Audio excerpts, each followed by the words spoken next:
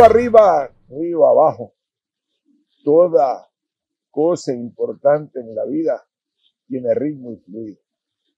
La música, el movimiento del cuerpo, el movimiento de cada una de las hojas o el canto de los pájaros que nos están acompañando en esta entrevista con el director de la Orquesta Sinfónica de Loja, el profesor Íñigo Epífano. Bienvenido. Muchísimas gracias. Un honor tenerte aquí en la Garza Roja. Es un gusto para mí. En este programa de río arriba y río abajo. Y usando la metáfora del río arriba y río abajo, ¿qué te trajo? Casi como una muy fluida, a pesar de que alguna vez una resaca te tomó y no te dejó en las costas ecuatorianas, terminaste en Loja. Bienvenido nuevamente. Muchísimas gracias. Bueno, sí, mi relación con este país se remonta al año 2017. Ahí tuve ocasión de participar en el concurso para la adjudicación de la plaza de la titularidad en la Sinfónica de Guayaquil. Ahí comenzó una relación muy hermosa con los instrumentistas de esta orquesta y de esta ciudad, a la que he venido en uno y otro momento a colaborar como director invitado. Y en un momento determinado también el Ministerio de Cultura, que conocía un poco mi trayectoria como director de orquesta, me propuso esta posibilidad de asumir la titularidad en la Orquesta Sinfónica de Loja y la verdad no lo dudé. Primero porque trabajo muy a gusto, he trabajado como director invitado durante varios años en muchos países de Latinoamérica, prácticamente he estado en todos los de Sudamérica, también algunos de Centroamérica. Me gusta mucho la manera de trabajar que se tiene aquí y específicamente en Ecuador, donde, como decía, tengo tantos amigos. Nos conocimos a raíz de una invitación, una semana con la Sinfónica de Loja, vimos que la relación funcionaba muy bien y por lo tanto dije que sí y llevo 6 meses como titular al frente de esa formación sinfónica. La música clásica, la ópera, la opereta, tienen una tradición europea muy importante. Los chinos tienen la propia también, la ópera china y su música clásica. Cuando te encuentras en América Latina, de ese euromusicalismo que has encontrado que se ha modificado en tu periplo por América Latina. Por ejemplo, en Brasil, el maestro Lobos, Villalobos, creó una transformación en el Ecuador Salgado. ¿Qué notas, tonos encuentras entre la diferencia de esa música europeísta, del clasicismo, el romanticismo, de todo este proceso del modernismo también, de todo este proceso? ¿Qué notas del barroco que fueron absorbidos por estos grandes maestros que estoy señalando? Sí, me parece muy interesante el contacto que he tenido con el repertorio local. Tampoco es tanto, pero sí ya he tenido la oportunidad de dirigir, interpretar obras de Salgado, de Guevara, del maestro Manzano, o sea, de voces realmente muy reconocidas en el panorama musical ecuatoriano.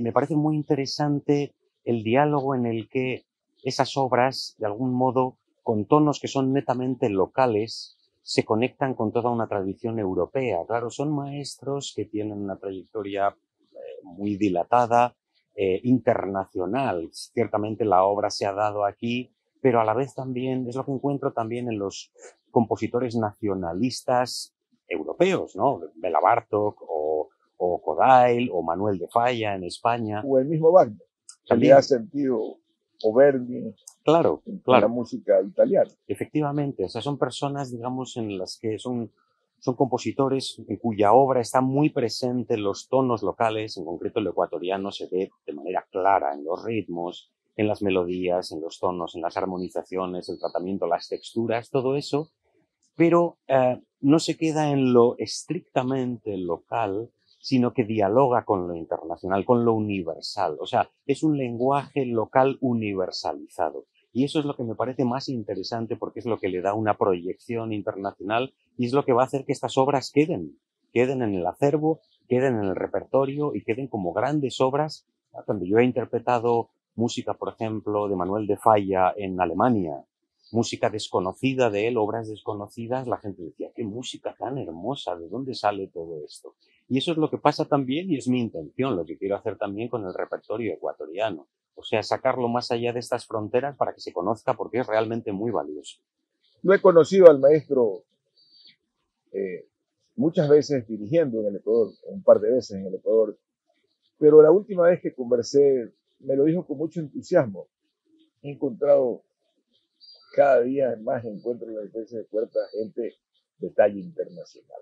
Ujú, Ahora mismo vas a dirigir en estos días una presentación de, de una ópera. ujú. Y lo mismo me decías antes de entrar en este tema. También he encontrado eh, músicos operistas o de ópera Ujú. que tienen un nivel competitivo. Cuéntanos un poco esta experiencia y de cómo te has sentido, ¿no? Sí, bueno, además es un reencuentro especialmente entrañable porque desde que yo estoy como titular en Loja he tenido ocasión de dirigir como invitado tanto la Nacional en Quito como la Orquesta de Cuenca, la Sinfónica, pero esta es la primera vez que regreso a dirigir la Sinfónica de Guayaquil en bastante tiempo, desde antes de la pandemia no lo hacía.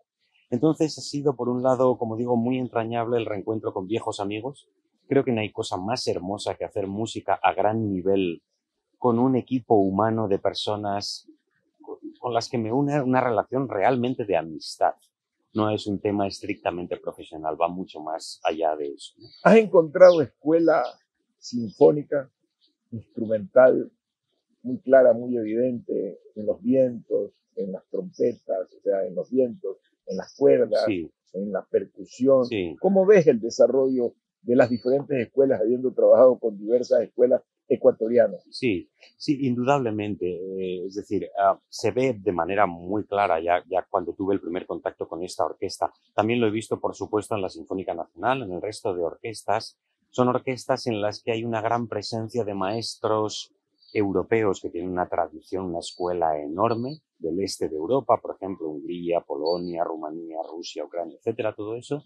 Gente que en un momento determinado radicó aquí, se asentó aquí y bueno, y se hicieron de alguna manera ecuatorianos, pero trajeron también esa tradición que me parece que es importante y que crea escuela. Tú estás, Y, tú estás tocando un tema interesante, es que se me vaya, uh-huh, la formación de escuelas. Ese, la Rusia oriental después de la caída del muro de Berlín, uh-huh, la ruptura de la cortina de hierro, como se define, uh-huh, exportó a América Latina muchos músicos belorrusos, rusos, etcétera, uh-huh, que se ha filtrado dentro de la social latinoamericana. uh-huh. ¿Cuál ha sido el efecto en el mundo clásico, en el mundo de la música clásica, de esa presencia, querido amigo? Bueno, es absolutamente enriquecedor. Yo creo que a nadie se le escapa eso, ¿no? Es decir, todo lo que sea sumar, todo lo que sea conocer una visión diferente del mundo, todo eso amplía la propia visión, la visión de uno mismo. El diálogo con otras culturas, otros modos de hacer, otras escuelas. Obviamente todo eso son elementos que sirven para enriquecer también la propia propuesta, el propio discurso de cada uno. En el caso de la música, además, es clave porque estamos hablando de países que tienen, sobre todo yo diría de manera específica en la sección de los instrumentos de cuerda, tienen una escuela que digamos, ha perdurado a través de generaciones. Es decir, es una escuela de primerísimo nivel, la escuela de los músicos del este de Europa, y obviamente eso redunda en una calidad enorme de los instrumentistas del país.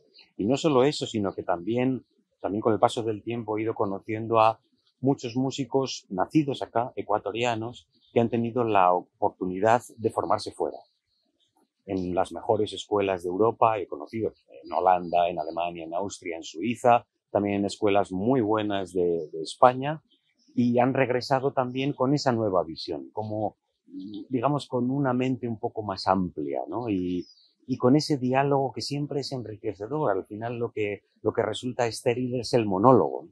O sea, de alguna manera centrarte en tus propias cosas, tu manera de entender la vida, y lo que enriquece es abrirse. Ir y llevar, como este Absolutamente. río que nos acompaña en esta Así entrevista, el es. río Daule.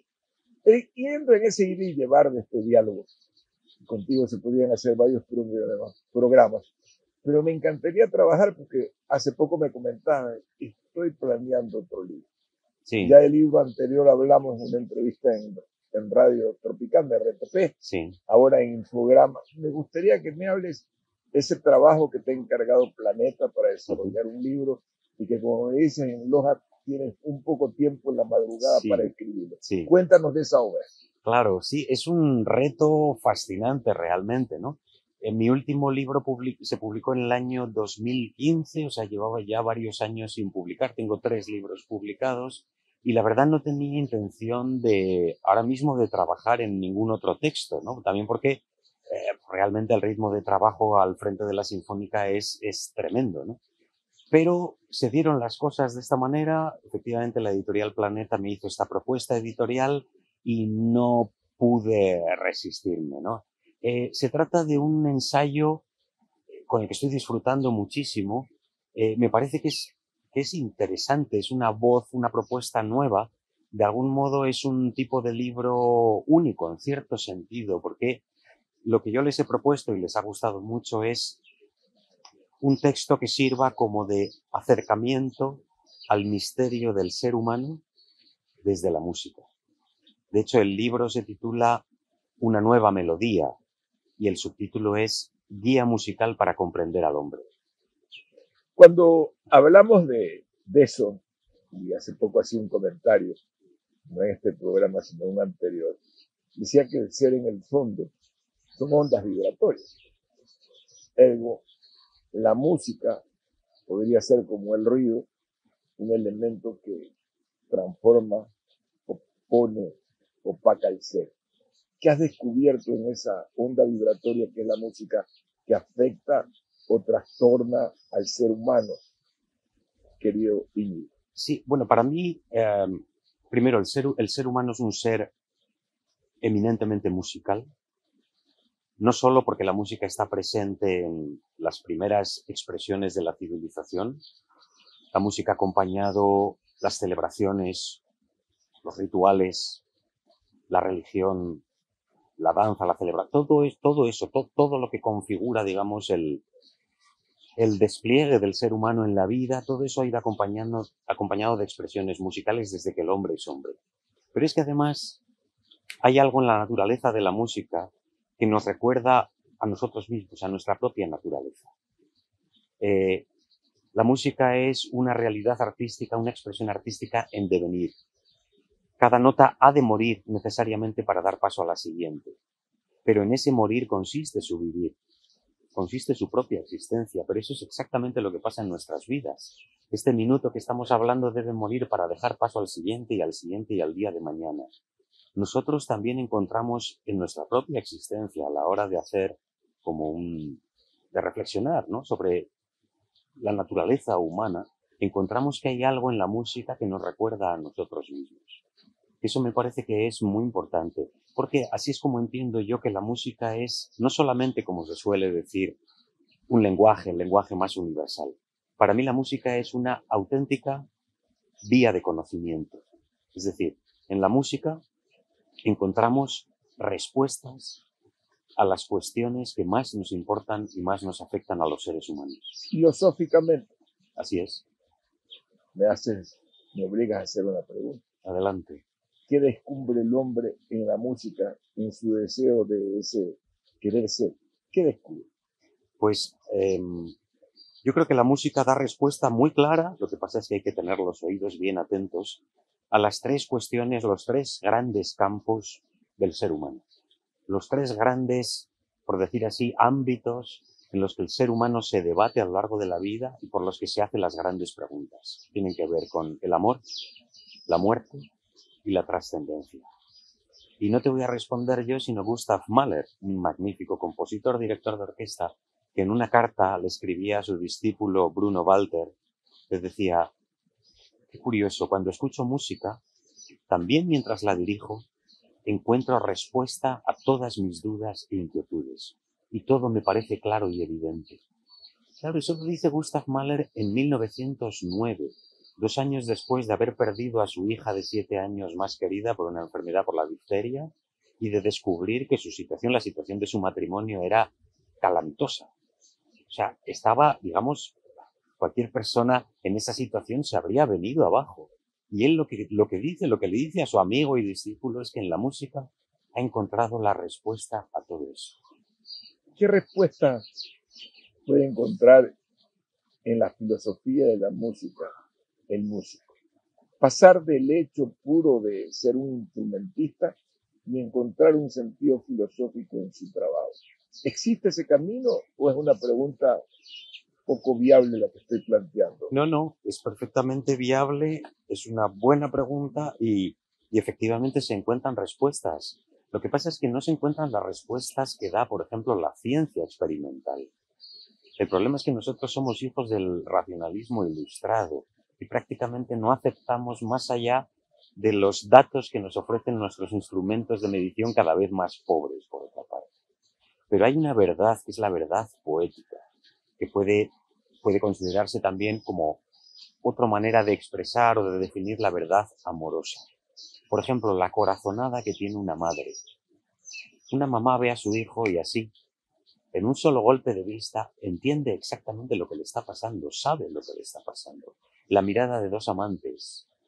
O sea, hay mucha verdad que se comunica sin necesidad de que se exprese verbalmente. El sentido, la plenitud, la verdad. Eso es lo que se encuentra, a mi modo de ver, en la música, no solo en la música, en toda expresión artística valiosa. Pero en la música sucede de manera eminente, porque tal vez es la manifestación artística que llega de manera más directa al corazón y toca nuestros resortes más íntimos. Y casi como que nos descoloca. Por eso cuando uno asiste a una interpretación realmente conmovedora, a mí me ha pasado varias veces, y puede pasar también con el cine, con una película, una obra de teatro, una novela, un poema, etcétera. Pero con la música sucede que cuando escuchas una interpretación así conmovedora que te sacude por dentro, la sensación de después, la situación en la que te deja después de esa presentación es como de que se hace tremendamente dificultoso regresar a la realidad cotidiana. Es como si nos hubiera desplazado a un ámbito de la vida en el que todo funciona maravillosamente. Eso es encontrar el sentido. El sentido de la vida, el sentido de la música, podrían ser dos paralelas, Sí, lo vemos de sentido. sí, Pero sí. ¿qué pasa cuando se desencuentra? Es ¿Qué ese, pasa cuando se produce una ruptura? Se podría equilibrar a los ruidos claro, y lo interpretas en tu ser como un ruido, así es. se pierde la armonía. ¿Cuál es el concepto que gira ahí La filosóficamente? estridencia, la estridencia. Vivimos en un mundo estridente. Ese es uno de los motivos por los que me he lanzado con entusiasmo a escribir este libro, por si le puede servir a alguien de ayuda, ¿no? Para reflexionar. ¿Por qué? Porque, por ejemplo, uno de los capítulos que tengo es conectados pero incomunicados. Hoy en día estamos absolutamente, demasiado diría yo, conectados. Podemos comunicarnos a través de 7, 8, 9, 10, 15 plataformas digitales, mecanismos, tecnologías, pero no hay contenido que comunicar.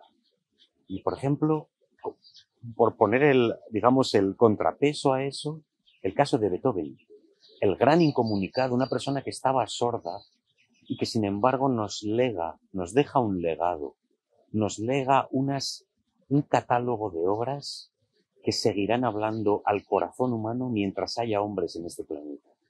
Cuando me llevas a ese ángulo, a ese aspecto de la incomunicación, me pregunto, hoy se habla, inclusive se habla que hoy día en un concurso de poesía puede ganar una computadora y seguramente un violinista. ¿Qué hará diferencia la planificación? Y ya te lo pregunto como director de orquesta, de tener un robot que toque un instrumento musical, un violín. ¿Qué lo diferenciará al hombre? Pues ¿Qué es lo que hará que esa pulsión sea distinta a la otra? lo más importante es que un robot jamás podrá amar. Porque para hacer música, la música para mí es de naturaleza amorosa. Es decir, yo como intérprete tengo que desaparecer mi singularidad, mis preocupaciones. Quien yo soy tiene que desaparecer para que dentro de mí reviva el compositor, su grandeza y la obra que tengo que interpretar. Cuando yo interpreto una sinfonía de Mahler, me tengo que convertir en Mahler y en su sinfonía y desaparecer yo. con mis problemas, con mis... ¿Lo logras? Muchas veces sí, y es hermosísimo. ¿Y qué pasa cuando no lo logras y sigues en tu papel? ¿Qué pasa cuando no desplazas eso? El mismo hecho le pasa profesionalmente Claro. a un entrevistador, en este caso un pungo de entrevistador, que me concentro y además hay un ruido lateral que me podría estar quitando. Esos ruidos Sí, subconscientes que son peores que estuviera sonando un motor. claro. ¿Sí? No le ha pasado a un maestro cuando estaba dirigiendo, se acuerda de un pasivo emocional, de alguna cosa por el estilo. ¿Qué pasa en ese momento, maestro? Claro, lamentablemente uno no puede conseguir ese nivel, digamos, de conexión o de comunión en todos los conciertos, porque el director está dirigiendo cada semana un repertorio diferente y no puedes, aunque quieras, no puedes conseguir ese nivel de entrega, de unción, de hacer tuya esa obra en todos los conciertos. Claro, hay conciertos que tienen un nivel, digamos, de conexión y otros. Has planteado un tema muy interesante, y es esa capacidad que tiene el director de una orquesta de desmecanizarse. Claro. Y la posibilidad de estar mecanizado, porque hay un calendario que te obliga a hacer 50 conciertos al año. ¿Cómo haces ese desmascaramiento? Te saca la máscara de Mahler para usarla de Beethoven o interpretar un concierto popular. ¿Cómo se logra eso? Y cuando no se logra, ¿qué le pasa a la música que estás produciendo? Claro, eso es, digamos, adquirir el oficio de director que tiene, como bien dices, que preparar un programa muy diferente, programas muy heterogéneos semana tras semana. ¿Cómo se consigue eso? Con oficio, con trabajo. Pero lo más importante es el día a día con los músicos. Yo siempre recuerdo esa frase tan hermosa que decía Herbert von Karajan, ¿no? Cuando trabajaba con sus músicos de Berlín. Les decía, señores, ya tocan las notas correctamente. Ahora llénenlas con vida. Ese es el ejercicio más hermoso, más costoso y más gratificante de la interpretación musical. Qué interesante lo que ha citado ese grande de Karajan, von Karajan, para ser más preciso, de decir que cuando uno sabe el oficio de un músico, las notas puede ser perfecto, pero cuando uno se le mete la vida, es decir, la pulsión del deseo, todo peligro. Claro. Es que es una interpretación, puede ser muy correcta, pero nunca va a ser conmovedora, porque le falta lo más importante a la música, que es la vida. ¿Qué ha pasado como músico y al mismo tiempo como director? Que de pronto sientes acá la perfección de un músico y por aquel error lleno de vida de un músico que hace que no se pierda la armonía. Sucede eso. A pesar de que pueda haber una falla directriz o algo, el hecho que no afine la perfección técnica entre un grupo, cuerdas con otro, el amor, la pasión por la vida que le pone el músico tapa el error. Claro. Si yo tuviera que comparar así, grosso modo, digamos, la antigua generación de intérpretes con la actual, yo diría que la actual son unos músicos que son técnicamente mucho más perfectos que los antiguos, pero sin embargo los antiguos hacían música con mayúsculas. Decían sin ningún tipo de recato ni de pudor, no sé, Schnabel, Rubinstein, Backhaus, los grandes pianistas, decían, a mí no me importa tocar una nota falsa. Lo que es imperdonable es tocar sin pasión. Hoy en día no encuentras ni un solo pianista que toque una nota falsa, pero para buscar a uno que toque con pasión tienes que buscar mucho. Yo recuerdo algo que me decía el famoso bandoneonista, el maestro Carlos Bon. Decía que cuando se equivocaba una nota, él es un músico del tango y por ende la improvisación. Es como él ya reafirmaba el error para continuar. Ese tipo de trucos, por ejemplo, se explican en el tema de la música improvisada, como el tango, el jazz, que si tienen su metodología, puede salir librado. ¿Cómo se sale un músico frente a una nota falsa o un error? No pasa nada. En las interpretaciones de las orquestas mejores del mundo a veces hay errores, habitualmente son errores muy pequeños porque se trata de músicos muy profesionales que además han trabajado mucho. No será lo más común, pero no pasa nada si sucede. Es más, a mí me parece como la confirmación de que estamos haciendo música seres humanos, no máquinas, lo que decíamos antes. Un robot no se equivoca, pero un robot nunca nos va a conmover. Esa es la cuestión. ¿Qué quisieras para terminar que suceda en este tiempo, este lapso que se agotará, como lo señalabas al arranque, como se agotan las notas, como se agota la vida, que se agotará? ¿Qué objetivizas en esta labor que estás haciendo en la Sinfónica de Loja y en toda esta participación en la cual estás trabajando también con la Sinfónica de Liverpool? Pues a mí me gustaría hacer realidad la frase que decía Stravinsky, ¿no? Decía, si la gente no sabe apreciar la gran música, la música clásica, es porque le han enseñado a respetarla, no a amarla. A mí me gustaría, después del tiempo que yo esté aquí, sea poco, sea mucho, no lo sé, en este país maravilloso que me ha acogido tan cariñosamente, conseguir que, en primer lugar, los músicos de las orquestas con los que tengo la suerte de trabajar y después los públicos aprendan a amar la música. Es decir, que la música pierda como esa carga que tiene, ese cliché un poco de constituir una realidad un poco elitista, abstracta, no conectada con las preocupaciones reales de la gente real.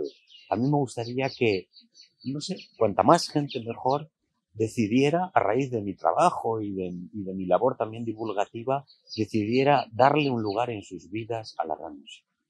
Démosle vida a esa gran música, pero sobre todo a lo que nuestro invitado Íñigo ha dicho hoy, el maestro Íñigo, darle no solo perfección a las cosas que hacemos, sino transformar al amor en esa dirección que seguramente volverá el error en un ejercicio para perfeccionar.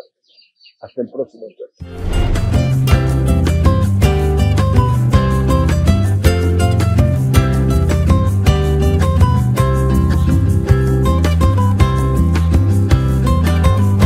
Al frescor de la mañana se oyen cantar los gallos viejos, sol que me acompaña, salimos a aventurarnos. Río arriba, río abajo.